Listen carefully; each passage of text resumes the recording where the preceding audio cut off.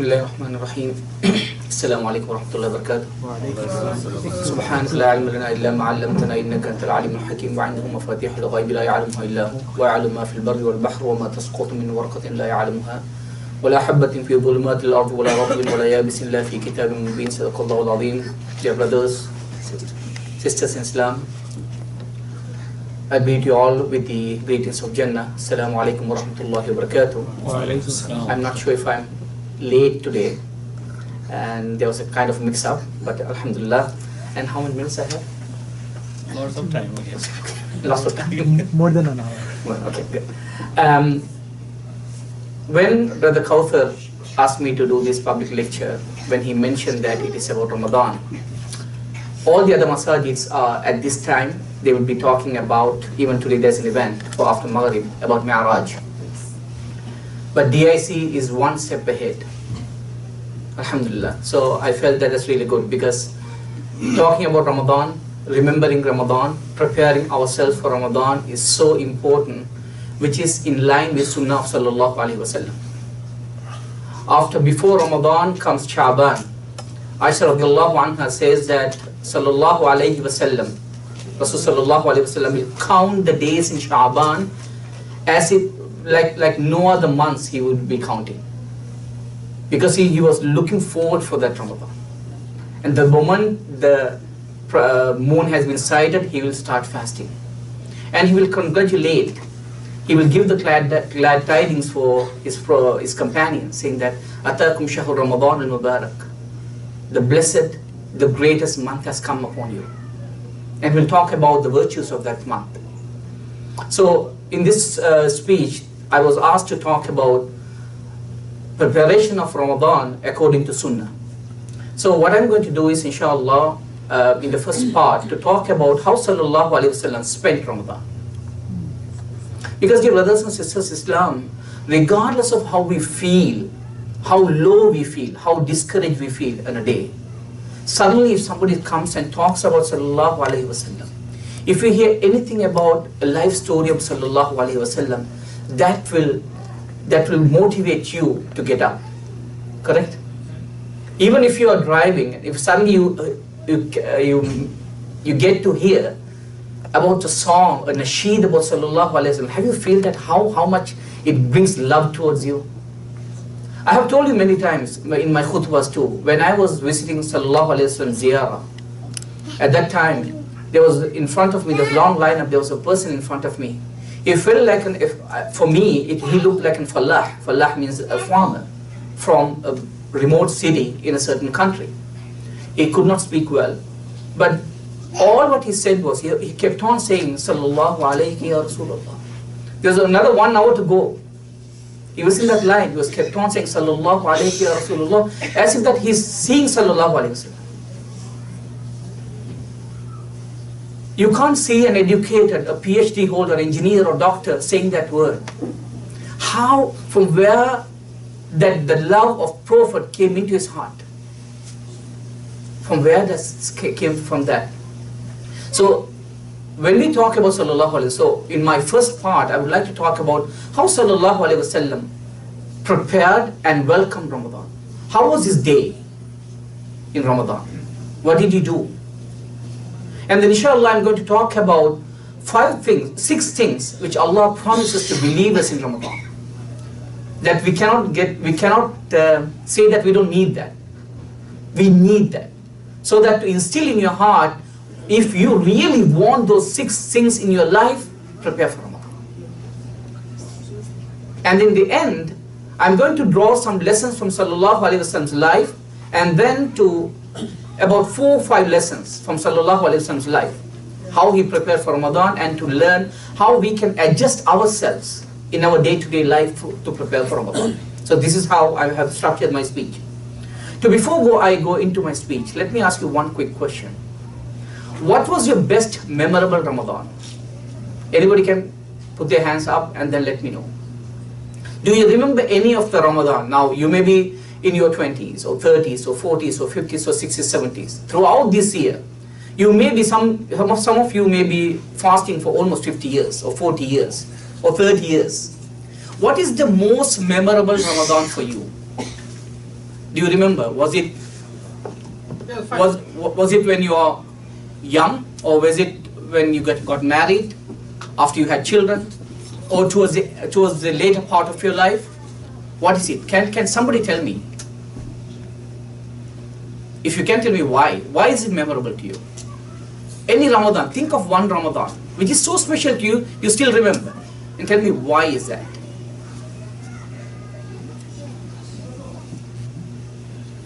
Don't tell me you all forgot Ramadan, right?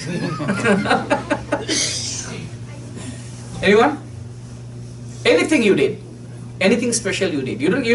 It doesn't have to be that you did for the entire 30 days.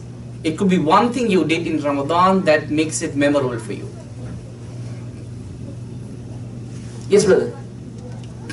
To me, it was like 2 years back in the IC. And the most memorable thing I had was to serve everybody, to have the fasting with everybody, greetings everybody. It was something into it. Like, I get the feeling of the love for Allah and His Rasul and trying to share it with our brothers. That was one of the best feelings I had in my entire life. So you know that Rasulullah said that in Ramadan, whoever helps another person break the fast, Allah will deliver his body from hellfire. One, if you help somebody to break fast, Allah will deliver that person from hellfire. So alhamdulillah, that's really good. Any other person? Somebody else?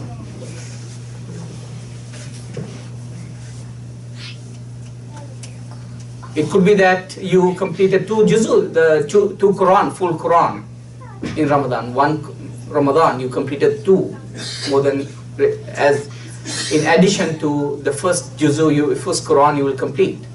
Or it could be something you recited, something extraordinary, or you kept for your goals, whatever it is. Anybody else?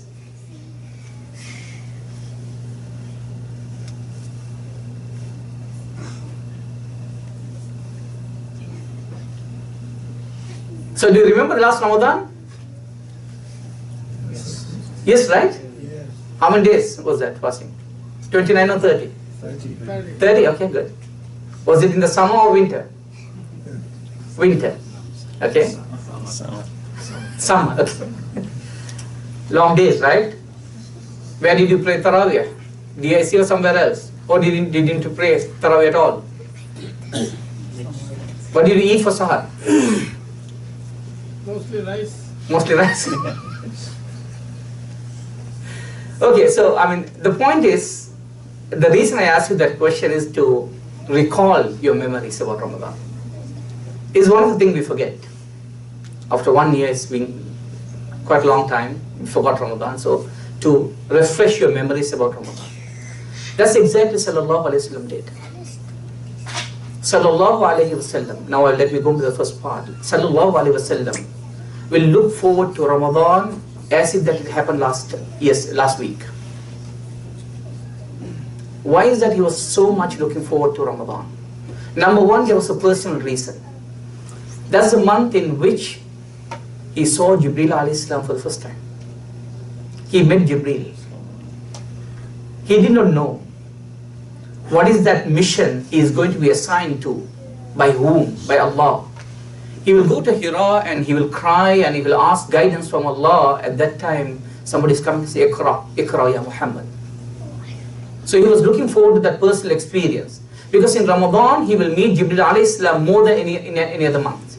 He will complete the Quran twice. Whatever was revealed at that time, he will complete twice. He will recite to Jibreel and Jibreel will listen, and Jibreel will listen, recite and he will listen. He will learn the Quran with Jibreel alayhi salam. And he also wanted to refresh his memories about running towards Khadija radiallahu anha. How she comforted him.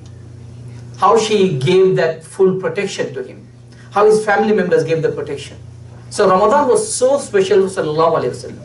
Just like you are thinking about your anniversary or children's birthdays, etc., etc., whatever it is. So Rasulullah was looking forward to that day. And Sha'ban, he will start to count the days. He will count. And then he will prepare for Ramadan by fasting in Sha'ban. Aisha radiallahu anha said that I have never seen Rasulullah fasting the entire month except in Ramadan. But there in Sha'ban too, he will fast as much as he would do in Ramadan. He will never complete the full, he will not fast the entire month, but a considerable amount days he will fast in Sha'ban, in preparation. He wanted to be ready. He didn't want Ramadan to hit him by surprise. He didn't want that to be taken by surprise. He will prepare so that when Ramadan comes, he is ready. And the moment the moon has been sighted, he will say, Atakum Shahur Ramadan. The month has come. This is the month where the doors of Jannah is going to be open. The doors of hellfire is going to be closed. Shaitan is going to be chained. This is the month Allah is descending and enveloping everybody from His rahmah. And fihi laylatun khayru min alfi shahr. There's in a day in that month that is better than 1,000 months. That means if you cry if you drop a single tear on the Laylatul Qadr, as if you cried for 84 years. If you give just $1 in sadaqah on the Laylatul Qadr, as if you gave sadaqah for 84 years. If you recited few verses, 84 years. So Sallallahu Alaihi Wasallam will congratulate everybody. Sahabas will come and hug each other. These are the personal reasons. Now he is talking about his community. Now there's another reason why Sallallahu Alaihi Wasallam was looking forward to Ramadan. What is that? He knows that that is the month in which majority of his ummah will be forgiven.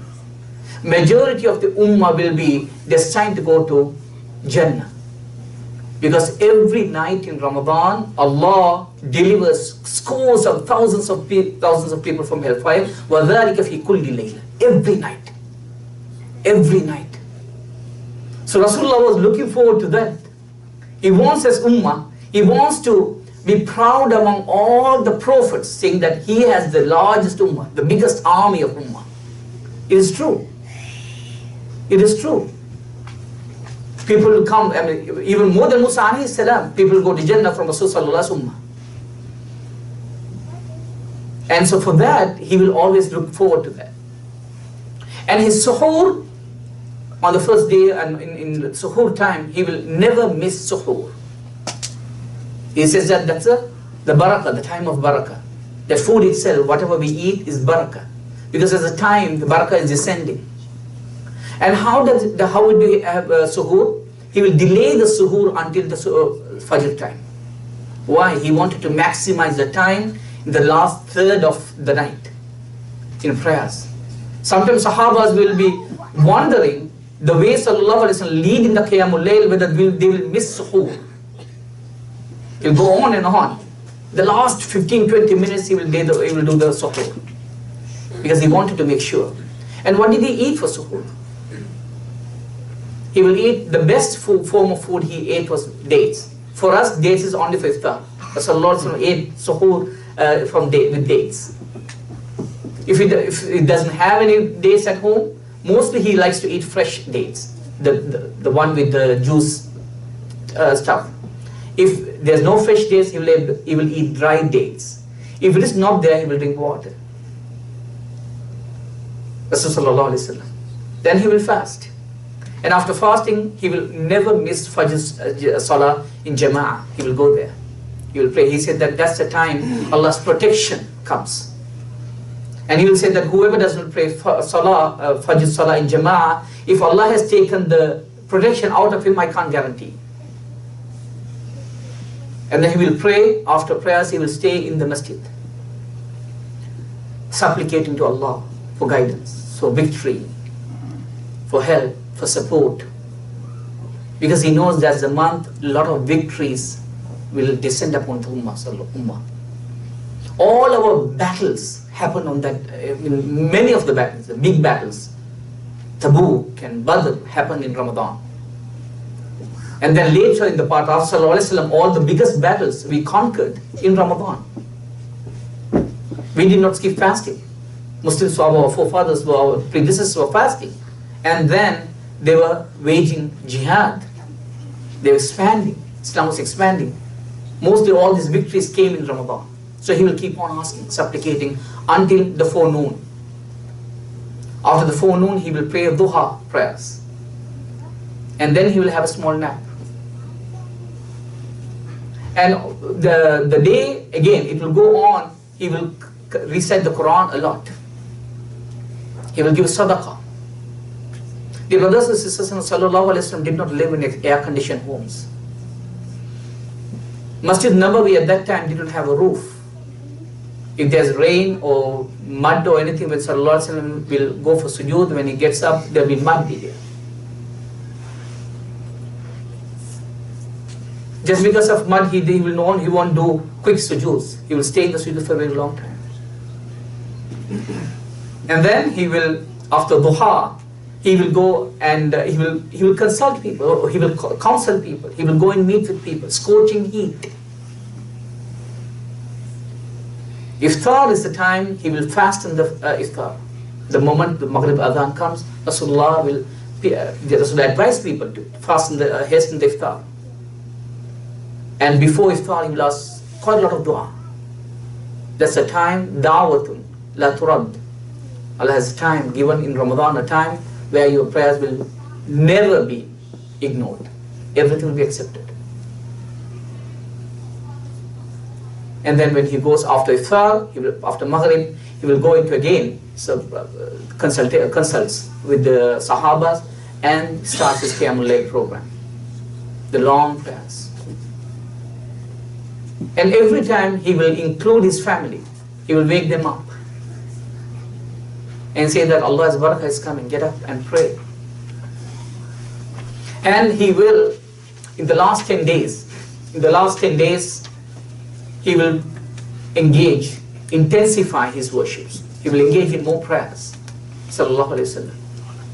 Why is that? Because Ramadan is so special. That's the only month which is going to determine how your entire next 11 months is going to be. فَمَنْ حُرِمَهَا وَحُرِمَ الْخَيْرَ كُلَّهُ. Whoever did not take advantage of Ramadan, he will be deprived of every single thing in his life. This is a dua Sallallahu Alaihi Wasallam asked when he was going to deliver the khutbah, and who said Ameen for that? Jibreel Alayhi Salam. The leader of the humankind is asking a dua. So it's the other way. The Jibreel Alayhi Salam is asking a dua, saying that whoever did not maximize Ramadan, let him be cursed, he will be deprived of everything. And the leader of humankind is saying Ameen. So dear brothers and sisters in Islam, with this picture, think of Sallallahu Alaihi Wasallam. His sins were forgiven. It's a free, and his all sins have been forgiven. He's already going to go to Jannah. Allah has purified him. And according to one narration, which is not sound, but is a lot of evidence to that. And there's a peace in his heart which was taken when he was small, to purify him. It was washed with Zamzam water. Despite everything, Sallallahu Alaihi Wasallam was standing in prayers. At one point, one day, he had this sun. The sun was covered. What's it called? Khusuf. And at that time, he was Sallallahu Alaihi Wasallam praying. He prayed in sujood for so long, crying and asking dua, because he thought Allah's punishment is going to come. It's a natural phenomena. And he stood up and he asked us, Ya Allah, you promised that you will not punish my community when I am there. You will not punish my community when they are asking forgiveness. Dear brothers and sisters, how much we have taken these things for granted, right? Simple. For us, any change in the weather or anything is just a matter of discussion, that's it. It's a day as normal. But Sallallahu Alaihi Wasallam, for every single change, he was terrified. What is going to happen to my ummah? Because he knew what happened to the previous ummah. Right? So, with this, inshallah, let me move on to the second part. 6 things. Let me ask you one thing. What is it you need in your life? What is it you need badly in your life? Can somebody tell me? What is it you need badly in your life? Food, I guess. Food items. Who else? Shelter. Shelter. Who else? Something you need badly. You think about it every time. Allah's blessing. Allah's blessings. Very good. And somebody else? Jannah. Jannah. Very good. Who else? Good health. Huh? Good health. Good health. Very good. Okay. Not bad. Not bad. I didn't hear you. Not bad. Very good. MashaAllah. What else? Peace of mind. Peace of mind. Very good. Good deeds. Good deeds. Good.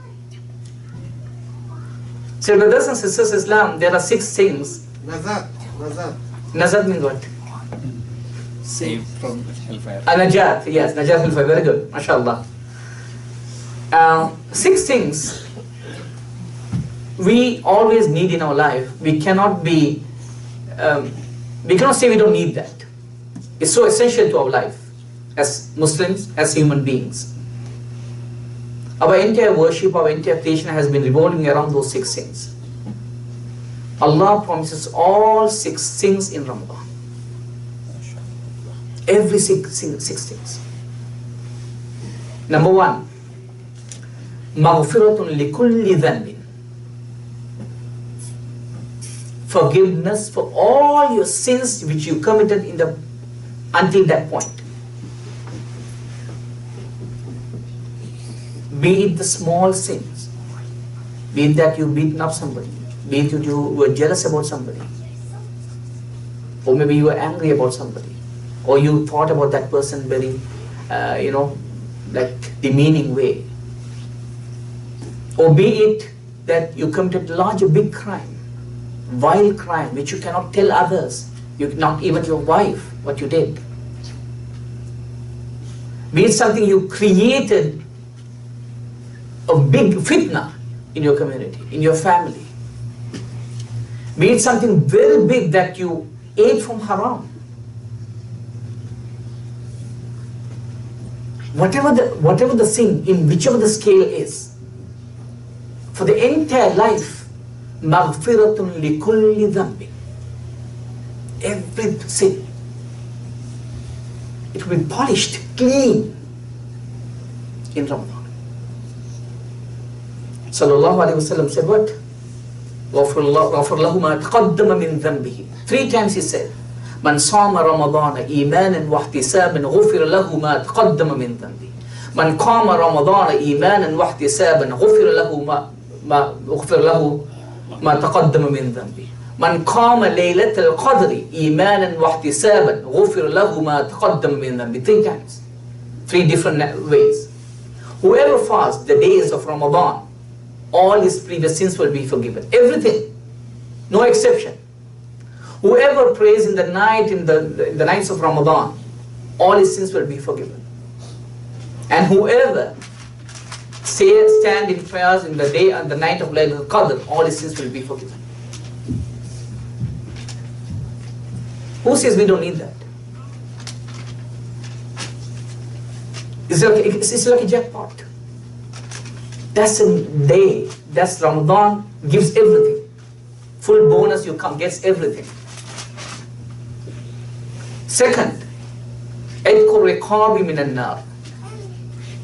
Deliverance from hellfire. The Rasulullah has a beautiful way of explaining Edkur Riqab.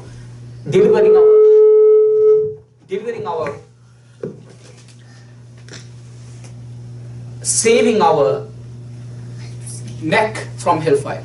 Riqab. Why is that? Because the hellfire has a way of attacking your head. It will roast the head. The Quranic verse says that it becomes like roasted, and then it'll come back again. Because this is where all the plots happen. Not only your body. Is Quran as a way of explaining that in Surah, in Juz Amma. So itqu riqabi min an-nar, your entire, the neck, everything will be delivered from hellfire. Means what? What is more precious to us? Our face, our head, our intelligence. That is not going to go to hellfire. That is given in Ramadan. وَلِلَّهِ غَتَقَاءَ مِنَ النَّارِ. Allah delivers many scores of people, thousands of people from hellfire. And وَذَلِكَ فِي كُلِّ لَيْلَةٍ, every night. And يَنْظُرُ اللَّهُ إِلَى عِبَادِهِ مَنْ كَانَ مِنْكُمْ صَادِقًا وَمُخْلِصًا. Allah looks at a human being in Ramadan. If you are true for yourself, if you are sincere, Allah will assign, okay, he will be freed from hellfire. Simple as that. Allah looks at person. In the day of in Jannah, this was a beautiful long hadith. In Jannah, people will be in different way of they will be resting. Some people have beds. It's about high beds. Wherever they want, that bed will take them. And suddenly they want to talk about dunya with their friends. The bed will move to another friend. And all what they will be talking about is, how did we end up, at what point Allah forgave us? At what point, do you remember, what did we do, at what point Allah forgave us? And a couple of people will join and they will be talking about that. And one person will say that, perhaps remember that we came together in the masjid, we were talking about something important. That could be the time Allah saw us, Allah looked at us. نَظَرَ إِلَيْهِ يَنْظُرُ إِلَيْهِ. If Allah caused that His glance upon you at that point, it's enough. It's enough. He said that could be the time Allah looked at us and He decided that we should not be going to hellfire. Dear brothers and sisters, and that woman, that prostitute, who gave some water to that thirsty dog, that's the time Allah cast His glance on that woman, that one incident. It could be the moment when you are going outside and you see something harmful on the road, you are removing that. That could be the time Allah is casting His glance upon you. So never overlook anything. Never overlook anything. Don't discount anything. Any single deed, it doesn't have to be a grand deed. That single deed is enough for Allah, because He is the owner of the entire kingdom. He's the owner of the entire kingdom. He can do whatever He wants. He can give whatever you need at whatever the time you need. He is not there to punish you. He is not looking forward to punish you. He is not looking forward to throw people in the hellfire. It is not Allah's intent. If it is so, we will not be born as Muslims, dear brothers and sisters in Islam. If it is so, we will not have Ramadan coming every year. If it is so, that we will not have this kind of environments. If it is so, that we will not have massages to talk about Allah. If it is so, we will not have this kind of life where our hearts are yearning to meet Allah, where our hearts are getting motivated by the name of Sallallahu Alaihi Wasallam. If it will not happen, that shows that Allah wants you to succeed. So in Ramadan, what happens? It could record what happens when Allah's glance upon you. It could be the time you come to the masjid and see that everybody is praying Qiyamul Layl. You switch off that light so that everybody can have that experience. That could be enough for Allah. It could be that a fundraiser is going on. You don't have thousands of dollars to give, but you think about how much you can give. $5, you said, I'm going to give you $5. That is enough for Allah. So what is important in Ramadan is that to compete with each other in doing good deeds. So remember, every time, the moment you come to Ramadan, think about every single deed you do. Ya Allah, look at me. Ya Allah, I hope you will look at me. I hope you will cast your glance upon me. That's the second thing. We cannot say that we are not in need of. And the third one, dear brothers and sisters, Islam is that yustajabu fihi dua. As I said earlier, as-sa'im inda fitrihi da'watun la turad. When he's breaking the fast, he has a dua which will never go unnoticed, which will be accepted for sure. So don't sit in your table and look at what is the samosa is there. What kind of samosa? Think about what is the dua you're asking. To whom are you asking? Da'watul la turad. So in Ramadan, every dua you're asking, anytime you're asking dua, whether it's your fasting, whether after breaking the fast, during the breaking of the fast, during the sahar, or in tarawih, in sujood, anytime, every single dua will be accepted. Either Allah will give you right away what you're asking, or Allah will prevent a big harm from befalling upon you because of your dua, or Allah will save everything in the day of judgment. You will go to, Ya Allah, I didn't do so much good deeds. How come you have so much good deeds written upon me? Didn't you ask dua for me? Didn't you ask dua for every single thing? When you come out of the house, when you want to go to the masjid, there's no, you asking dua, Ya Allah, hope the weather will be good for me to walk into the masjid. That dua itself is enough. Maybe the snow will not stop. Allah did not give what you asked, but He saved that. Rahman. He is Rahman. Dear brothers and sisters in Islam, so think about in Ramadan, every dua, whatever the dua you want to ask from yaqeen. It could be something you think that, you see, you don't know the future. We don't know the future. Why sometimes we don't ask dua? We think that, is it possible? Because we think from our own capacity, our personal capacity, current capacity. But Allah knows your future. If you ask, Ya Allah, I want to become this so and so. I want my son to become so and so, my daughter to become so and so. I want all my debts to be paid off by end of this year. 12 months, how much am I salary? No way. Because that's our human thinking, right? We think, how can I pay off my OSEP loan? How can I pay off my mortgage? If for 30 years, and how could it possibly? So because of that, we don't ask. When we ask, we are asking with a doubt. But Allah knows your future. Allah knows 12 months ahead of you.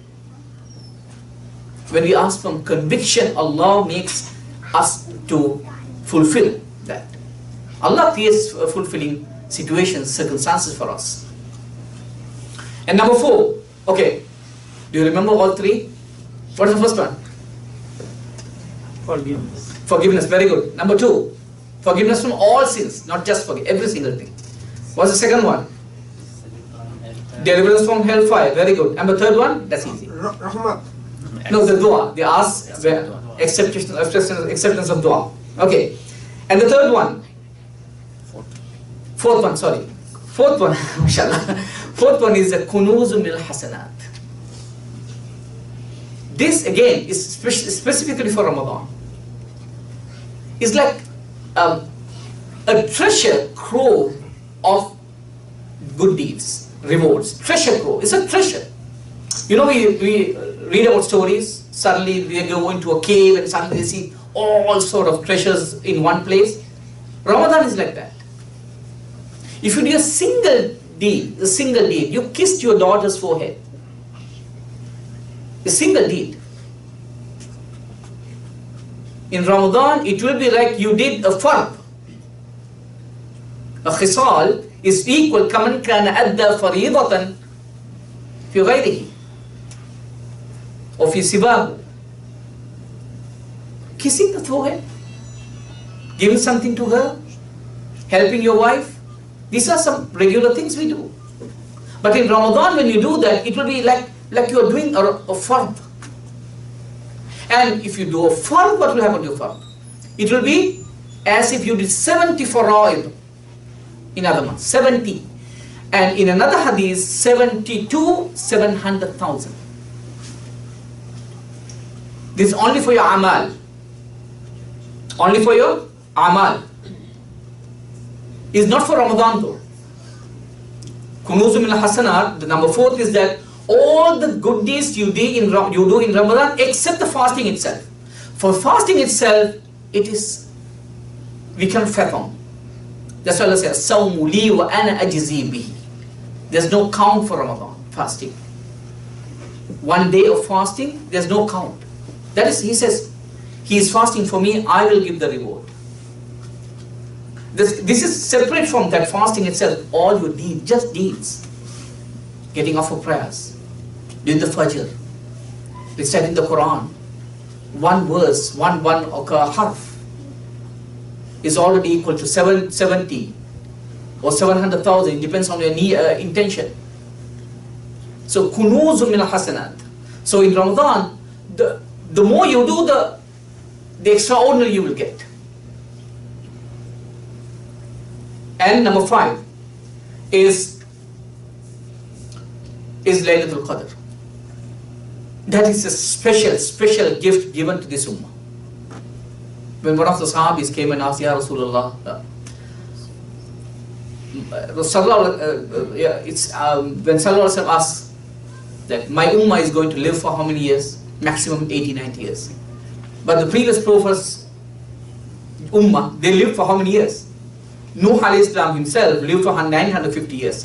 How much ibadah, worship he can do compared to us? And there was one person, one follower from a previous prophet, he fought in jihad itself for 500 years. How can we even compare? At that time, Sallallahu Alaihi Wasallam said about Laylatul Qadr. Allah gave the Laylatul Qadr because in a shorter period of time we can maximize everything. That's the beauty of our people. We are weak compared to them. We have shorter lifespan compared to them. But the work we do have multitude of effects. Multitude multiplies over and over. So dear brothers and sisters, Islam, and as I said, Laylatul Qadr, only the person who is a shaqi means that he is a depraved one, will miss that opportunity.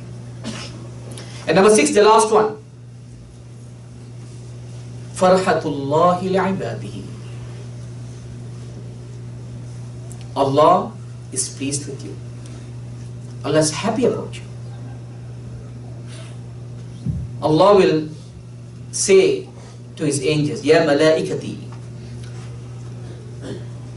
unzur ila ibadi, unzuru ila ibadi. Look at my servants. Look at my servant. Taraka ta'amahu wa sharabahu wa shahwatahu min ajli. Look at my servant. He escaped his meal, his hunger, and his thirst, and his sexual desires. Min ajli. Because of whom? For me. In Ramadan, Allah is looking at you, each of you, and is taking, this person is not eating because of me. He is not drinking because of me. He is not going to his wife, or the wife is not going to her husband because of me. You look at a sister. He said, this woman, my servant, she is not doing this because of me. She is cooking. She can eat anything she wants. She can taste it, but she is not doing it because of me. She is preventing everything because of me. She has anger sometimes, and brothers, he has anger, but they all control everything because of me. Ya malaikati ushhidukum anni qad ghafartu lahum. Ushhidukum anni qad ghafartu li'ibadi. O my angels, I swear in front of you, I have forgiven all of them. I have forgiven all of them. So these are the 6.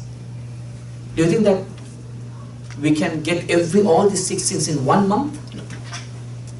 Never. So this is the month, dear brothers and sisters, and you have to prepare well and plan out how you are going to maximize this month.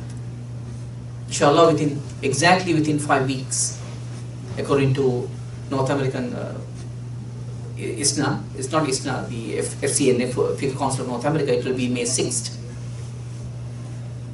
So it's exactly 5 weeks now, right? So think about how you are going to maximize it right now.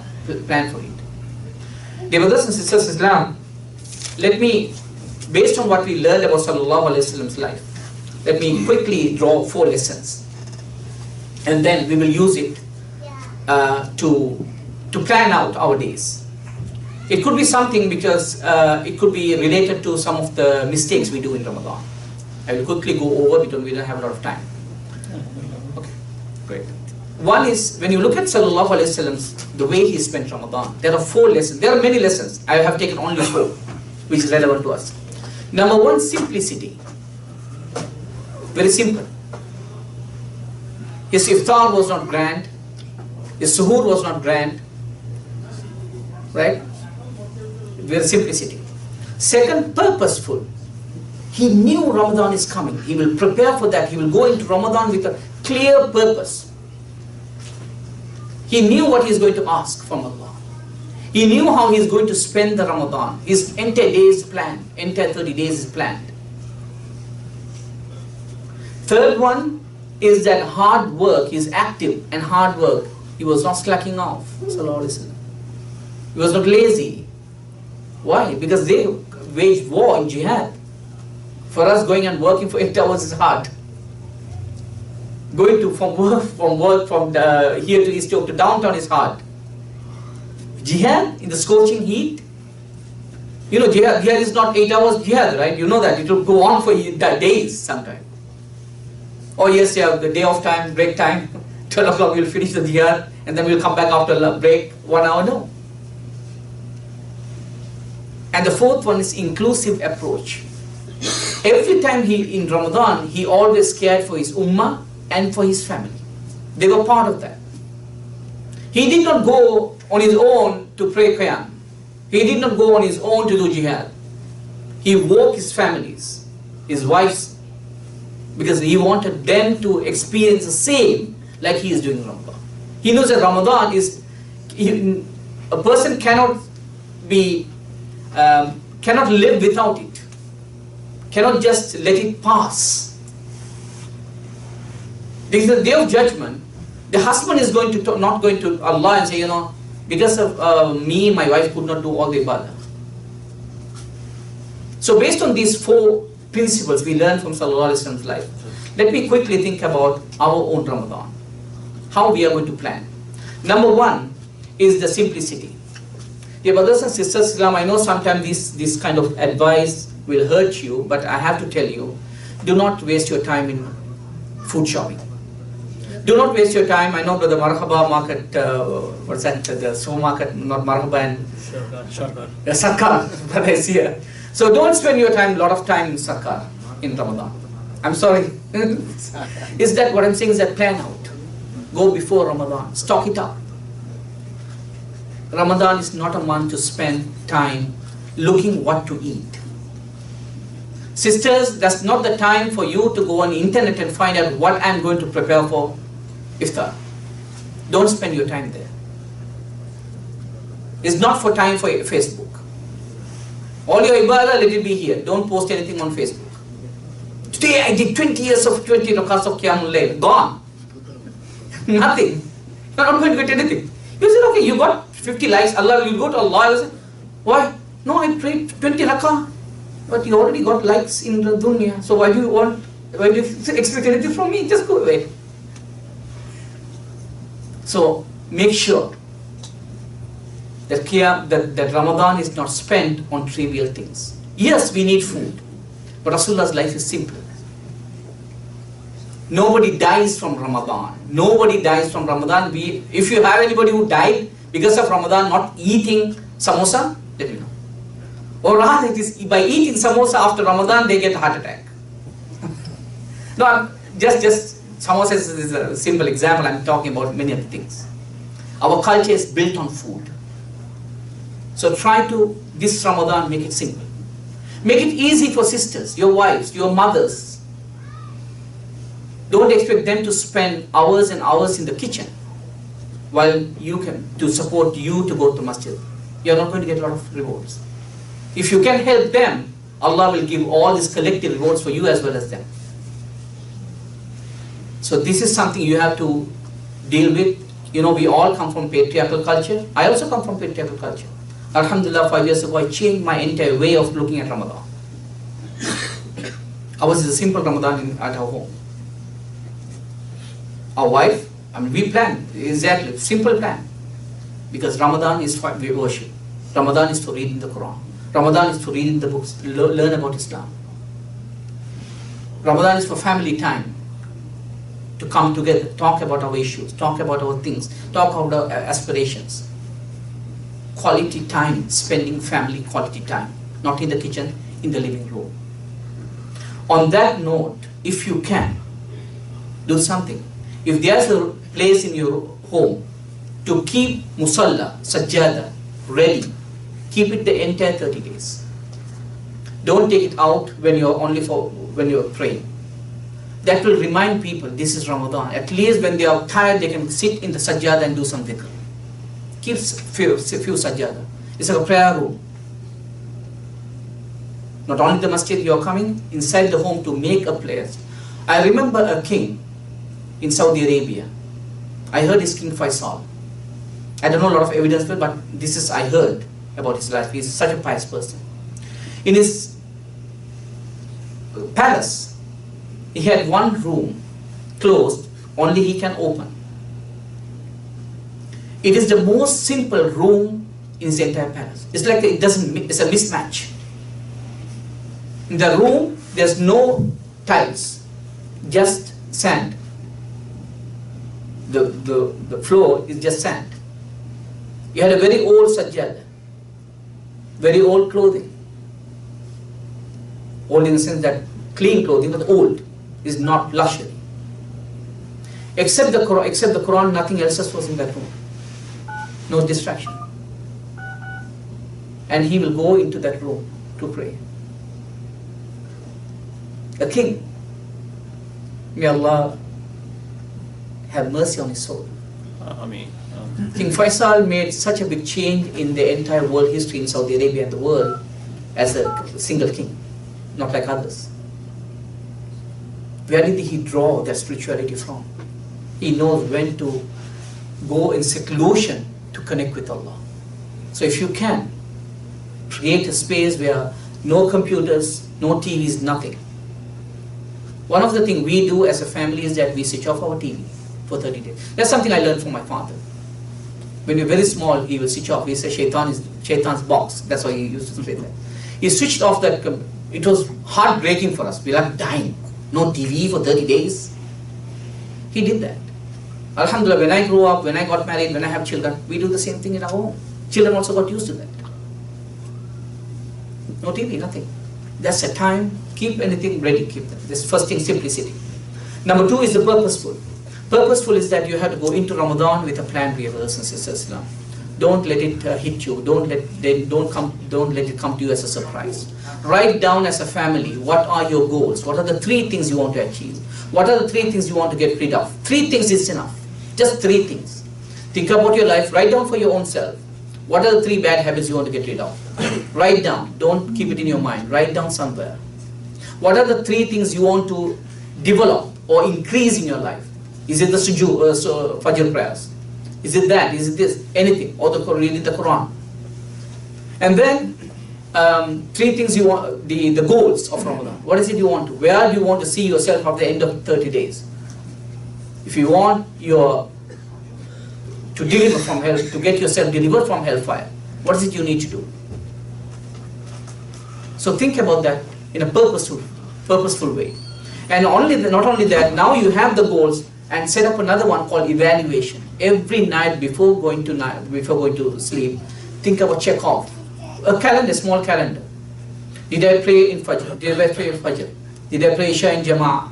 Did I go to Taraweeh or Qiyamul Layl? Did I fast today? Did I keep my iftar simple? Did I keep my sahar simple? Did I yell at my children?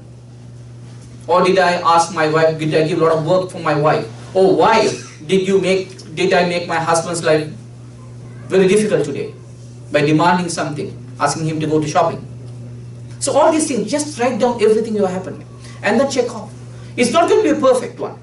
It's not going to be perfect. You'll check off and sometimes process too. Did my eyes fast? Important. Did my eyes fast? That means in summer, things are happening around you. Is my eyes fasting? People, when they see me, do they know that I am fasting? Because my eyes are always lowered. Did my ears fast? Was I listening to anything which I should not be listening in Ramadan, except Quran and good things? Did my hands fast? Was I forceful? Did I hit somebody? Did my legs fast? Did I go and walk with my legs to anywhere which I'm not supposed to? So everything, just write down everything. If you like, I can share, because we do that. In our family, we do that. I have been doing that ever since I was in the university. So alhamdulillah, I continue. So that is something which you can do. In the end, towards the last 10 days, you will feel alhamdulillah you are progressing. You will get most checks, marks. That shows that you are purposeful in Ramadan. You have a purpose of going to Ramadan. Every single thing, Allah will remember that. Every single check mark, Allah is going to reward you as fard.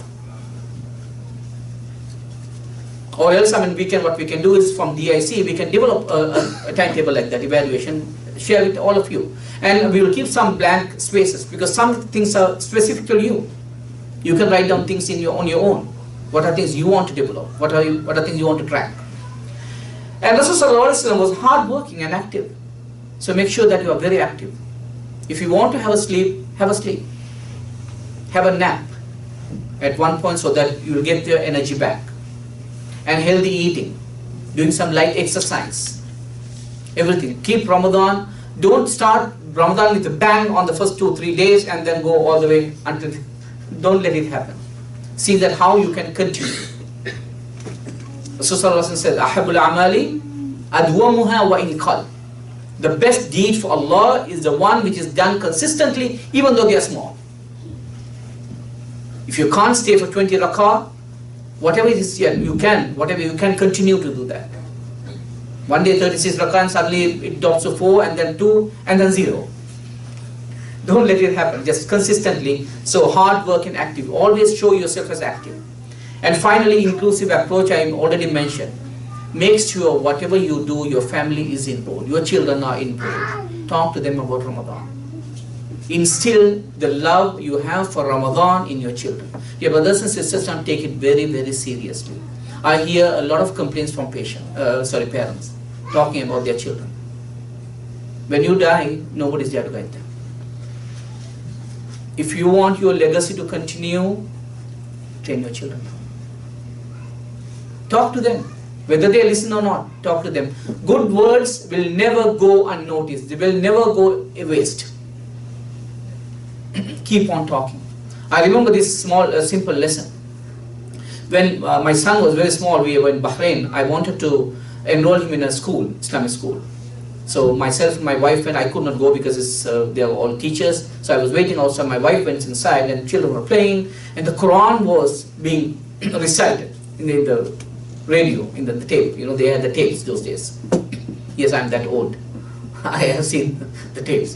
So when it was playing, my wife has asked that, okay, the Quran is being recited, nobody's listening. And for that, the teacher, the principal has said, you know, because we want Quran to go into their hearts and minds. Although they are doing everything, they are working. In the background, Quran will always, good words will always go. Do not think, if you're talking about good things, your son is not listening, your daughter is not listening, your wife is not listening, or wife will go talking about good things, your husband is not, never.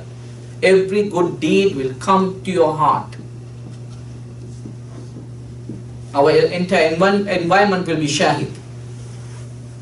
At least those will come and say, this person said these good deeds, good advice. So that will go into their heart.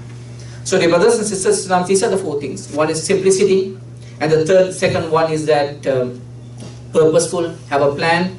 Fourth one is hard work and active, and the fourth one is inclusive approach. And I believe within 5 minutes I'm going to finish, and I will end this with one of the beautiful hadiths I heard from Sallallahu Alaihi Wasallam. Sallallahu Alaihi Wasallam said, Allah gives 5 things to people who are fasting. Number 1 is that in the beginning of the Ramadan, the first day of Ramadan, Allah is looking at His servants. Yanzurullahu ala ibadihi. Whoever Allah looks, Allah will never punish them with hellfire. Your body has become holy. When Allah looks at you with the look of mercy, Nadhurur Rahmah, when Allah looks at you with the look of mercy, then the hellfire will never touch you. This happens on the first day of Ramadan. Number 2 is that Allah asks His angels to ask forgiveness for you. Allah says to the angels, ask forgiveness to my servants who are fasting. Number 3, that the smell comes from your mouth during fasting is so dear to Allah than musk. That shows that He appreciates that you are not eating. You are hungry for Him. So He want to show that love towards you. Say that you may be, when you talk, somebody may be turning their face away, but for me, I like that smell. Allah says that to you. Number 4, dear brothers and sisters in Islam, Jannah is beautifying itself from last Ramadan to until this Ramadan for you, expecting you. Jannah is beautifying itself. And Allah will say to Jannah, أوشكوا فقد أوشكوا أحبائي أن تركوا واستراحوا. That means that my servants are getting ready to drop the dunya and to come to relax within you.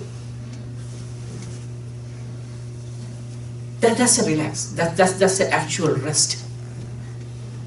So Allah says to Jannah, be ready. My servants are getting ready to drop everything, to leave the dunya behind. And finally, for all the hard work, they want to come and have relax. That relaxation, so be ready. So Jannah will always beautifying itself to you in Ramadan. And the final one is beautiful, dear brothers and sisters in Islam. And on the last day of Ramadan, Allah looks at you again, is ibad, with the nadhara of rahmah, with the merciful look. And whoever Allah sees with that mercy of rahmah, his body will not be touched by hellfire. And one of the Sahabis asked, Ya Rasulullah, but didn't it happen now already? Didn't it happen in the first day of Ramadan? Yes. Then he asked, is that for the Laylatul Qadr? Because it's in the end. So no, Laylatul Qadr is completely separate. Then Wama here, why? Why it happens again? Then Rasulullah said that, isn't people when they finish working, shouldn't that be given reward, paid their salaries? Who is best equipped to give the best rewards for people who have put in their hard work? Rasulullah said that when you put in all the hard work for 30 days, Allah is again looking at you. Allah is again looking at you with the nadhara of mercy, so that hellfire will not touch you. Yeah, brothers and sisters, Islam, with this I will end. I will ask one quick question. Does anybody think, after hearing this, you are going to go to hellfire? No. Be confident. Ramadan is the month for victory. It comes to deliver you from hellfire. It comes to give you everything. May Allah help us to be in the Jannatul Firdaus al-A'la because of Ramadan. May Allah help us to be near Sallallahu Alaihi Wasallam. May Allah help us to talk with all the Sahabas we love. May Allah help us to see him for 40 years without blinking our eyes. May Allah help us to spend the best Ramadan ever this time. And Sallallahu Alaihi Wasallam said, Aruni fi anfusikum khayra. In Ramadan, show the best version of yourself. It is your niyyah. It is your niyyah. Sallallahu Alaihi Wasallam said that Allah destined people who will die in that year. So when I die, I would like to die while I'm fasting, so that He wanted to fast. So Allah it could be my life, it could be any of your life. We may not see another Ramadan. So may Allah help us and ask dua from Allah, plan for it, and if you need any help, inshallah with DIC I'll be happy to work and whatever we can share, and to make your Ramadan a beautiful, memorable one, so that next year, inshallah, if I'm alive and come and talk and ask, what is the best Ramadan, you have to tell that this is the last Ramadan. Don't say that you forgot. Okay? Inshallah.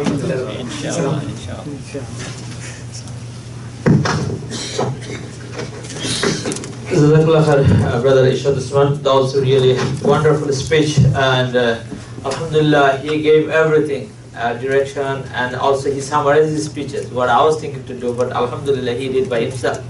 So a few things, just we will have some announcement. Also, we're going to have a question and answer period.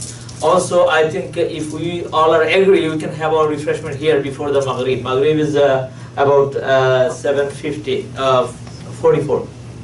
So if we agree, we can have our refreshment here before we leave in Maghrib. But make sure we keep our place clear. So question period, we're going to give little time. Question number Yeah, by the time we can distribute, inshallah. So basically, the reason behind it's for some of us may ask a question, oh, it is a far away. Still Ramadan is 5 weeks. But in the tradition, or we learn from the Prophet ﷺ, he used to be prepared for the Ramadan from the month of Rajab. And there is well-known dua, Allahumma barik lana fi Rajab wa Shaban wa ballighna Ramadan. So this is the hadith dua that Prophet ﷺ showed us to start from the Rajab. And what do you think? If we prepare ourselves well before the Ramadan, we'll not get the benefit out of the Ramadan? Inshallah, whatever we prepare, we'll get it. What I have seen in my life, like, most of the time, most of us, or all of us, or some of us, first 10 days goes the debate when the moon was sighted. Who should we follow? First 10 days gone. Next 10 days goes, oh, we are a bit of tired. And last 10 days goes by the Eid, preparation for the Eid. Is this the purpose of the Ramadan?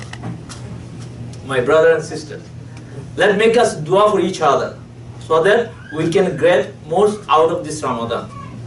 Don't forget the objective of the Ramadan. One of the major objectives, there's many objectives, is let's remember those who has a less fortune. Make your intention to donate a little bit during month of Ramadan, either in Bangladesh or wherever it has been suffered, wherever you think we can donate. So this is the best time that you can get a reward, most reward, and donation. Think about the masjid. Please, please, do not get into the debate when the moon should be sighting, who should we follow. Decide your mind right now. Whatever masjid you are going, just follow them. Please, this is not my statement. This is the statement for all of the imams, all of the scholars. They said, just follow the masjid that you are going, that's it. You're not going to be held responsible for that. So let's put one debate out of our life in this month of Ramadan. Inshallah. And do not forget to make dua for each other. You know the Muslim community, Muslim nation are in suffering this most at this moment, what you can see. So let's make dua for all of those brothers and sisters suffering. Make the dua to make this this world peaceful. And our next generation. Another request I would like to ask you. Most of the time we think for the school or exam, maybe this year is going to be a little bit difficult because it's the exam month. Do not let them deprive from the reward of the Ramadan. Inshallah, you, me, all of us, we studied, we did the Ramadan. Inshallah, they will do. Do not deprive them, oh, you have exam, don't go for fast. Encourage them. It's nothing. Some days you and me, they don't have any breakfast, they go to school, spend all day, come to home at the afternoon and they eat their lunch. They don't get bothered. So encourage them, show them the importance of the Ramadan. If you do not do that right now, they will take something else. They will grow up like that, oh, this is not that important. So make this Ramadan important for us and our generation, so that they will hold the deen of Islam for us. And may Allah get a reward out of this today's lecture. Let's make a commitment, let's make a promise that inshallah we'll do this Ramadan very different, very exceptional, and get most out of it, inshallah. Also, I have another announcement. We will have a very surprise guest next week, next Sunday, inshallah, after Maghrib. Whoever watching Dr. Abul Kalam Azad is reside in England, the Bengali speaker, well-known scholar, and also he is a media personality in England, various media TV over there. He is visiting Canada, a few cities, Saskatchewan, Mississauga, and Toronto. And Alhamdulillah, we took the opportunity to have him host another lecture program here, Tafsir al-Quran Mahfil, next Sunday after Maghrib, and it will be in Bengali. Next Sunday after Maghrib, inshallah, let's join and invite whoever you know. Inshallah, we will be benefited from his speeches. If somebody know or not know, he is a very well-known scholar in UK. So let's make on your calendar next Sunday, inshallah, after Maghrib, here at Danforth Islamic Center, Dr. Abul Kalam Azad. Dr. Abul Kalam Azad from UK. So I will throw the floor for the question period, and after that, inshallah, we can go for refreshment.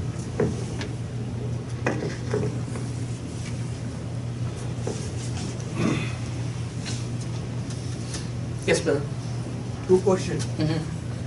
What is the difference of Shab Barat and Shab Qadr? Number one. Number two, some people, when they finish 8 rakat Taraweeh, they go out the mosque.